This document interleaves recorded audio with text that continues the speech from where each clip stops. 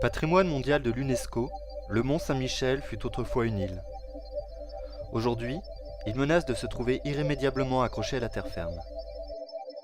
Autour du rocher, la sédimentation s'est accentuée au fil des siècles et des interventions humaines. Les sédiments sont de plus en plus rapidement colonisés par la végétation. Comment redonner au mont Saint-Michel son caractère maritime ? Pour faire face à cet enjeu, l'État et le syndicat mixte de la baie du mont Saint-Michel se sont associés pour mener un vaste projet de désensablement. Nous sommes ici au cœur du trait d'union entre la Bretagne et la Normandie, deux régions qui se sont, avec d'autres collectivités, associées pour faire vivre ce projet et surtout aujourd'hui le réaliser.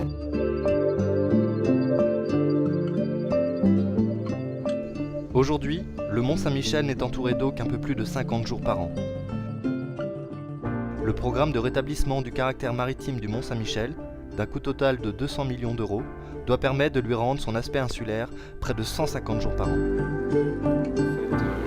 Les solutions qui sont trouvées, c'est de réaliser un barrage qui va être là pour stocker, emmagasiner de l'eau et restituer cette eau sous forme de chasse. Petit à petit, des chasses qui sont contrôlées, qui vont remettre en suspension les sédiments qui sont emmenés par la mer, les transporter le plus loin possible.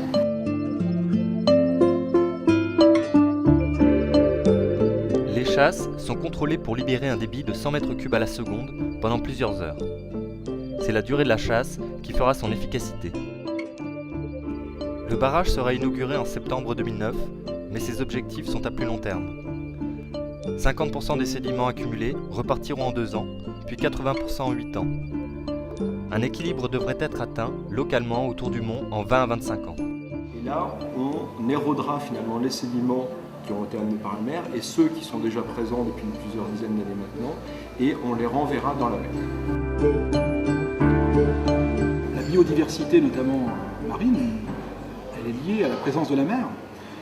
Les phoques qui sont présents en BDV ont besoin de cet environnement, et donc il y a bien sûr l'aspect esthétique, et je parlais tout à l'heure de chirurgie écoplastique autour de ce projet, mais il y a, au-delà de la chirurgie de surface et de l'esthétisme, il y a aussi la volonté de redonner la vie que l'on ne voit pas, et c'est notamment le cas de la flore et de la faune qu'il est nécessaire de protéger pour qu'elle continue à s'épanouir ici.